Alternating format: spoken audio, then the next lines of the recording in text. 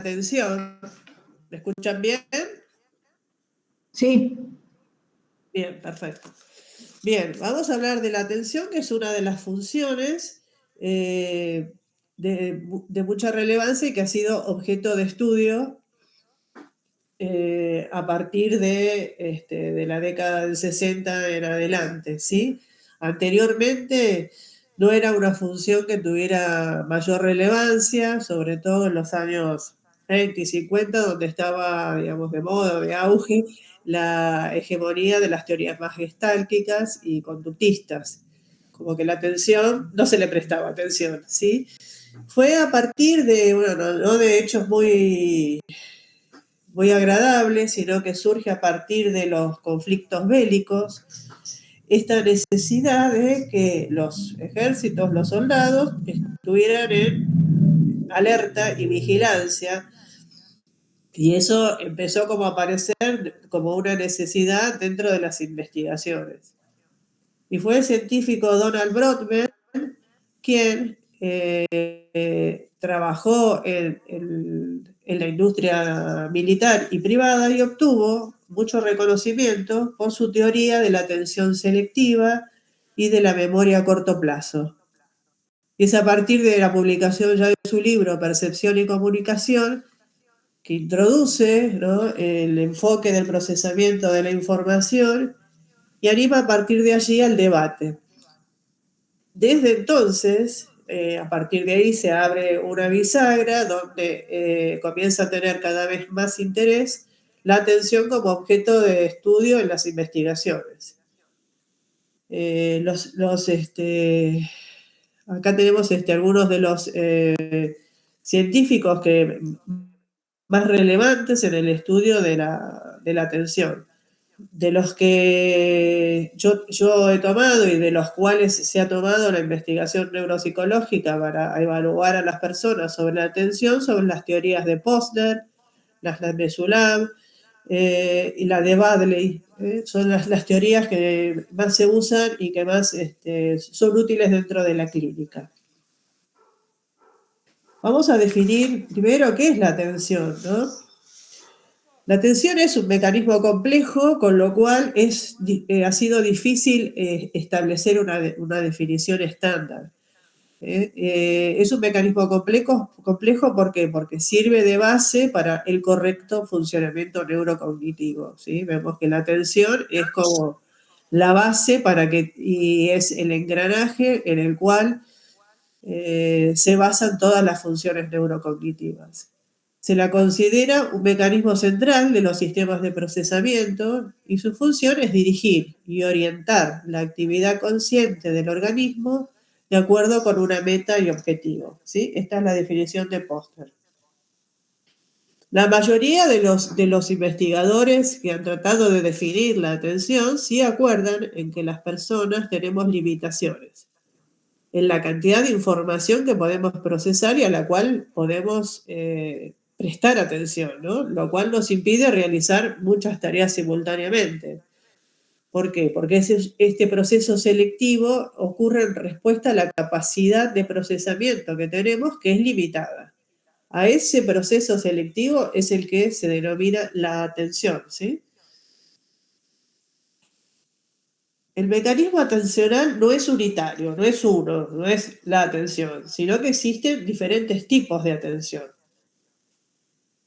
Estos científicos, Joelber y Matter, son los que, basados en el estudio de pacientes con daño cerebral, pudieron diferenciar cuáles son los diferentes niveles atencionales que tiene una persona.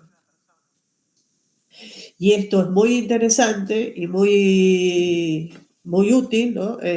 Al momento de hacer nuestras evaluaciones en la práctica clínica. Saber cuáles niveles atencionales tiene afectada la persona. O sea, la capacidad atencional de una persona es jerárquica, es decir, que existen distintos niveles atencionales y que van esos niveles van de los más simples a los más complejos. La atención enfocada ahora lo vamos a ver más en detalle, es el modo atencional más básico. ¿Sí? Y la atención dividida es la atención más sofisticada por su complejidad y por la manifestación en la conducta. A ver, me paso esta, perdón. Ahí. Vamos a empezar a describir un poquito los distintos niveles. La orientación. En la orientación establece el nivel de conciencia y el estado general de activación. Es la conciencia de uno mismo y la relación que tenemos con el entorno. Tenemos que tener una conciencia de nuestro cuerpo, ¿sí? Lo que se llama el esquema corporal, que cuando éste está dañado por alguna lesión o porque no se ha desarrollado en los niños, tiene la dificultad de tener falencias en lo que es la orientación en el espacio, con la orientación en el tiempo también. Su dependencia con las diferentes funciones mentales hace que la orientación es muy vulnerable, ¿no?, a los efectos de una disfunción cerebral. Si tenemos una disfunción en el lóbulo derecho, seguramente vamos a estar con dificultades para la orientación en el espacio. Existen deficiencias en el nivel de conciencia o en el estado de activación, también vamos a tener dificultades en la orientación. Digamos que cuando trabajamos en la clínica es muy común en pacientes, adultos, recibirlos después de algún accidente cerebrovascular o de algún traumatismo que tengan dificultades en la orientación, ¿no? Cuando le tomamos el Mini-Mental, ahí ya vemos que tienen muchas dificultades para estar con una conciencia y un estado activado. El segundo nivel que viene en la escala es la enfocada, ¿no?, que es la habilidad de responder específicamente a estímulos visuales, auditivos y táctiles. Es la más perceptiva. La persona debe atender a una sola fuente de información e ignorar a todos los demás estímulos. Por eso se llama atención enfocada. Este nivel es el que se entrena en los pacientes que han tenido alteraciones a nivel de conciencia. Como se dijo antes, es la atención más básica. Cuando una persona está letargada, generalmente refleja, ¿no?, alteraciones en el sistema reticular activador ascendente y que pueden ser por diferentes causas, tóxico-metabólicas, bases estructurales, que ha sufrido algún trauma o alguna enfermedad neurodegenerativa también. El nivel que sigue, una de las cosas que quería aclarar es que cuando nosotros tenemos un paciente que viene con deficiencias en la atención ya enfocada, cuando tenemos que estimularlos, siempre vamos a ir en niveles, no le vamos a poner una actividad que tenga que ver con atención sostenida o dividida, porque la atención enfocada está alterada, ¿sí? Así que vamos a tener que ir con tratar de estimularlo con estímulos visuales, auditivos o táctiles. Atención sostenida. Digamos también, me quiero agregar algo, la atención enfocada, el paciente puede estar que está despierto, está alerta, se refiere al hecho de esto, ¿no?, que los mecanismos de activación más básicos le permiten responder a los estímulos del medio ambiente. O sea, si nosotros le ponemos, le hacemos un ruido, si nosotros le hablamos, le decimos una consigna simple, que esté atento a eso. Si el paciente puede estar alerta, o sea, que está consciente, pero puede tener un déficit en la atención, que no logra filtrar los estímulos que son irrelevantes de los que son relevantes, ¿no? Como por ejemplo nosotros que le estemos dando alguna consigna, ¿no?, alguna activación, y se lo tenemos que volver a repetir. Es decir, que eso nos da cuenta de que la atención presupone activación. En un paciente que está alerta puede ser que no esté atento también, que tenga esa habilidad atencional y que le cueste responder al estímulo que le ponemos. El otro nivel que sigue es la atención sostenida, que es aquella atención en la ejecución de tareas y que varía en función del tiempo. Es cuando esto se refleja mucho en los niños y tiene atención sostenida porque no logra quedarse sentado haciendo una tarea y se distrae con cualquier cosita, ¿no? Es el nene que en la clase dicen, ese nene se distrae. ¿Por qué? Porque no puede mantener el tiempo de atención en una tarea y se dispersa ante el menor estímulo del medio ambiente. Eso sería la atención sostenida y está demandada por el tiempo. Cuando se requieren de procesos atencionales más prolongados, cuando uno puede concluir la actividad que está propuesta en tiempo, se dice que hay una demanda de atención sostenida. El otro nivel es la atención selectiva. Es el proceso por el cual se prioriza un estímulo sobre otro. Esto es cuando, por ejemplo, estamos en un lugar, escuchamos una canción en particular en la radio, donde sea, y ahí nuestra atención va a escuchar eso porque nos interesa, porque nos gusta o por lo que sea. Es elegir un estímulo relevante entre muchos estímulos. ¿Esto cómo se evalúa? Bueno, dentro de la clínica, tanto en niños como en adultos, están las pruebas de cancelación, donde no solo se evalúa la atención selectiva, que es, se le da una indicación, por ejemplo, se le pone una hoja con un montón de simbolitos o figuras geométricas y al paciente se le dice que tiene que tachar, no sé, triángulos en 1 minuto, ¿sí? Ahí evaluamos las dos atenciones. La selectiva, que tiene que ir al estímulo que nosotros le indicamos, y sostenida porque en 1 minuto tiene que hallar todos los triángulos. Otra de las atenciones que está dentro de estos niveles es la capacidad de cambiar de foco atencional, que es la atención alternada. ¿Sí? Eso es cuando tenemos 2 estímulos a los que tenemos que atender, pero vamos cambiando de un estímulo a otro. Es a un solo estímulo que le prestamos atención y después alternamos a otro. Por ejemplo, estamos escribiendo en la computadora, suena el teléfono, digamos la computadora y vamos a atender el teléfono. Ahí cambiamos de foco atencional y después volvemos a esto. No hacemos las dos cosas juntas. Sí lo hacemos en la atención dividida, que es el nivel más alto. Es ahí sí involucra la habilidad de responder a 2 tareas simultáneamente. Hay evidencia de que las personas tienen cierta capacidad para dividir la atención, no es que podemos hacer muchas tareas simultáneamente, esta capacidad de atención dividida es limitada. Se cree que una de las... porque la atención empieza a decaer cuando tenemos mucha demanda de prestar atención a varios estímulos simultáneamente.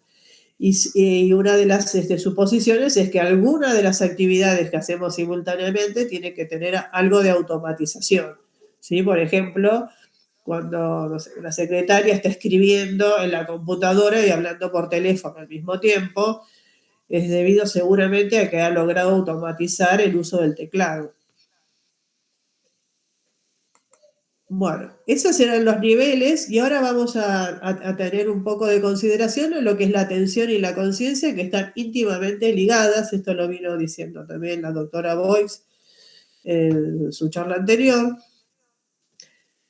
La conciencia es el fenómeno del darse cuenta, ¿no? Desde el punto de vista intencional. La conciencia y la atención están íntimamente relacionadas. Y así se explica cómo la atención es el mecanismo director de la conciencia. Los mecanismos atencionales discriminan entre lo que es significativo para el sujeto y lo que no lo es, para dirigir el flujo atencional hacia lo que le interesa y alejarlo de aquello que no le es relevante para los intereses del sujeto. Es a través de sus propios mecanismos que la atención pone en contacto las percepciones, las motivaciones y los procesos adaptativos con la conciencia. Y otro de los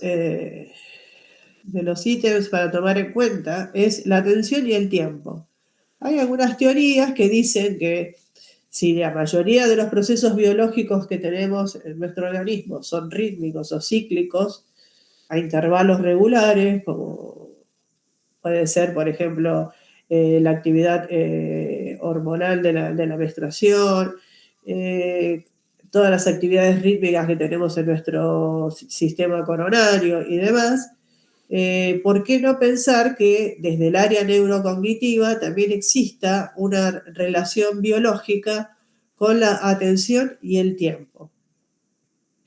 Y esto, según estudios que hicieron estos autores, dicen que en general la atención tiene como una actividad rítmica. No tenemos el mismo nivel de atención todo el día, ni en cualquier hora, y eso lo vemos, y si nos analizamos nosotros mismos, también nosotros sabemos cuáles son esos ritmos psicobiológicos que tenemos, cuál es el mejor momento del día en el cual tenemos una atención más activada o estamos más, como un poco más aletargados, ¿no? Por eso se dice que hay personas, por ejemplo, uno de los estudiantes dice que yo estudio mejor a la mañana temprano o yo estudio mejor de noche.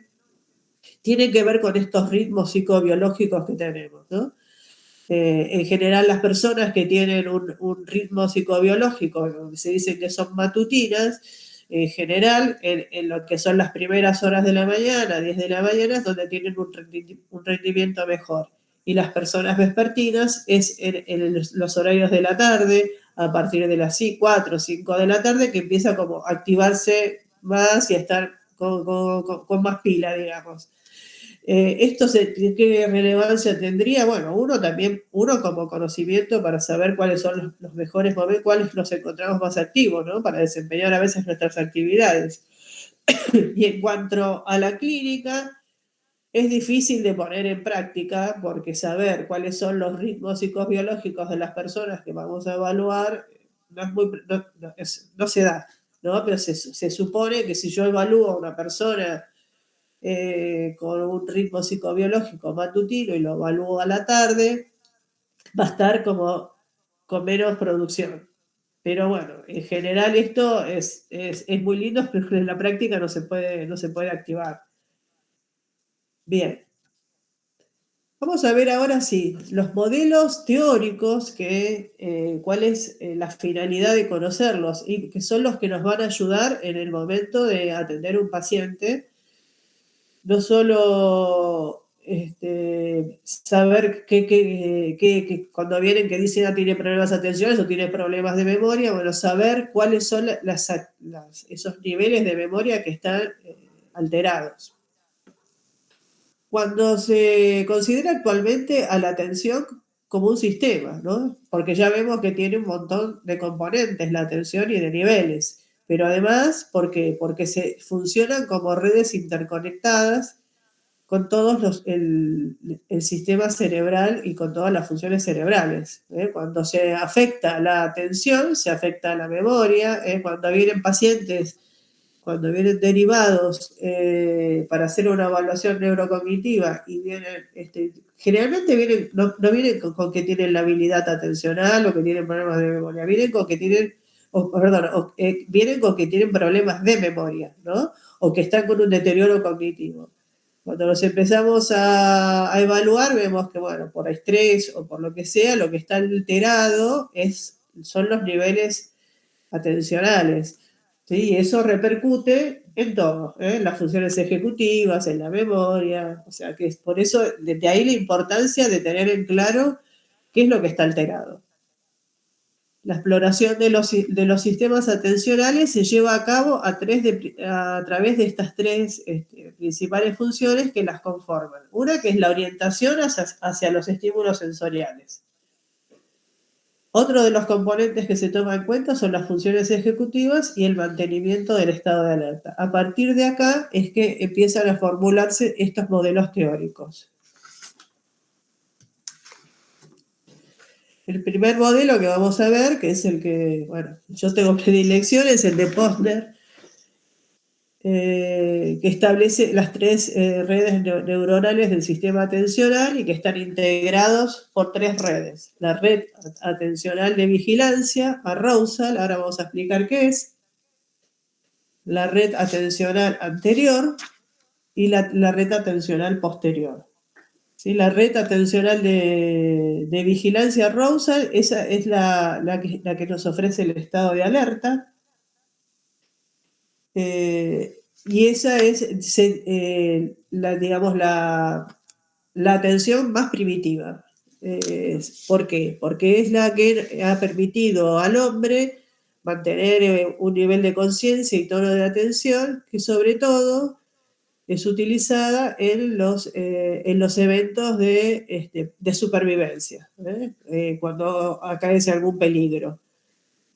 El arousal es ese estar ahí atento ante cualquier manifestación del medio ambiente y lo que hace es mantener el nivel de conciencia y del tono de atención. Este nivel de atención produce cambios fisiológicos. Bueno, lo dijo también la doctora Boyce cuando tenemos miedo, ¿no? Se activa para que vean cómo está todo ligado, el nivel de atención. Produce cambios fisiológicos, podemos tener sudoración, podemos tener palpitaciones, podemos ponernos rojos porque se activa nuestro sistema circulatorio. Todo eso, por ejemplo, ante la amenaza de algún peligro. El otro sistema atencional es el sistema atencional posterior. Atención selectiva es la reacción de orientación o atención automática. ¿Sí? La función de este nivel atencional es facilitar la orientación del organismo hacia el mundo circundante. ¿Sí? Es lo que hablábamos de la orientación. Y ahí es donde tenemos que tener para que este sistema funcione, es la conciencia de uno mismo y la conciencia de uno mismo hacia el mundo que nos circunda. Y estas son las atenciones que tenemos: atención en el desplazamiento, ¿no? Localización de los estímulos, o sea que intervendría la reacción de alerta, y una atención serial en cuanto tenemos que seguir algún camino en el mundo circundante que tenemos, por ejemplo, si tenemos que escapar, ponerles de algún evento peligroso. Y el último de los sistemas atencionales dentro de esta teoría es el sistema atencional anterior, que también es llamado atención ejecutiva. Esta atención es la que va dirigida a la acción, a la programación, regulación, verificación y control de la actividad mental. Y obviamente que aquí intervienen todas las atenciones, ¿sí? O sea, este sistema atencional está interconectado. O sea que si yo escucho un ruido amenazador, voy a tratar, no es que voy a salir corriendo sin pensarlo, sino que va a intervenir el sistema atencional posterior para orientarme en el espacio donde me tengo que mover. Y además, el más importante y el que dirige a los otros es el sistema atencional anterior, que es el que va a evaluar y va a programar cuáles son las acciones a tomar, ¿sí? Si escucho un ruido, si me voy a esconder, si voy a habilitar la puerta, o si voy a prender la alarma. O sea, es el que evalúa qué hacer en distintas situaciones. Entonces, para que nos quede más o menos más ajustada la información, es que la red atencional de vigilancia permite la activación, ¿sí? Necesaria para hacer cualquier acción. Es ese estado de conciencia y de alerta. La red atencional posterior es la que va a facilitar la orientación en el espacio. Y la red atencional anterior se encargará de los aspectos atencionales ejecutivos: planificación, regulación y ejecución. La red atencional anterior y la posterior, además, asumen los procesos del control de atención visual. Eso lo vamos a ver también en la clase que viene cuando veamos habilidades visoespaciales y constructivas. Los procesos como la atención o las funciones ejecutivas parecen formar parte esencial de la regulación de las habilidades visuales. Por eso es que la complejidad de los procesos visuales es indudable y lo avala la existencia de redes anatómicas y funcionalmente muy diferentes. Acá tenemos un esquema de todas estas redes que estuvimos hablando recién y cuáles serían las estructuras cerebrales involucradas. ¿Sí? O sea, tenemos la red de alerta, que estaría ubicada en el tálamo, tiene que ver con esto, ¿no? Con estar activados. Interviene también el área frontal, interviene el área posterior y ya estamos. Y después viene la orientación, que está obviamente ubicada todo lo que tiene que ver con toda la red del tálamo y lo que nos mantiene, todo el sistema de alerta, el culículo superior, la unión temporoespacial, el lóbulo parietal superior y el campo ocular, obviamente, para permitirnos ver el espacio circundante. Y la ejecutiva, obviamente, se manifiesta en la corteza prefrontal, en el giro angular anterior, y es la que va a hacer que nuestra acción esté dirigida, ¿no? Planificada y evaluada. Además de tener las estructuras que intervienen en este sistema atencional, Posner además planteó que existe una mediación además de 3 neurotransmisores en estos sistemas atencionales, que son la acetilcolina, la noradrenalina y la dopamina, y que el déficit en cualquiera de ellas produce alteraciones en los sistemas atencionales. Estos pueden originar patologías o enfermedades neurológicas. O sea, ¿cuál es la utilidad de esto? Que bueno, cuando hay un déficit de alguna de estos neurotransmisores, se facilita un tratamiento farmacológico, por ejemplo, más eficiente. En la orientación, que las estructuras que vimos recientemente acá en este esquema, es el parietal superior, la unión temporoparietal y los campos visuales, como dijimos. El neurotransmisor que intervenía es la acetilcolina. El déficit o ausencia de la acetilcolina, una de las alteraciones que provoca es el autismo. Las estructuras que intervienen en la alerta, el locus coeruleus, en la corteza frontal y la corteza parietal derecha. El neurotransmisor que intervendría es la noradrenalina, y la ausencia o disminución de este neurotransmisor provoca el envejecimiento normal o el déficit de atención, ¿sí? Porque interviene en la alerta. En la atención ejecutiva, cíngulo anterior, corteza prefrontal, lateral y ventral y los ganglios de la base. El neurotransmisor que interviene es la dopamina, y en las manifestaciones de la disminución de la dopamina, ausencia, la encontramos en la enfermedad de Alzheimer y en trastornos de la personalidad. Son ejemplos. Hay más patologías que tienen que ver con esto. Bueno, el otro modelo que vamos a ver es el de Mesulam.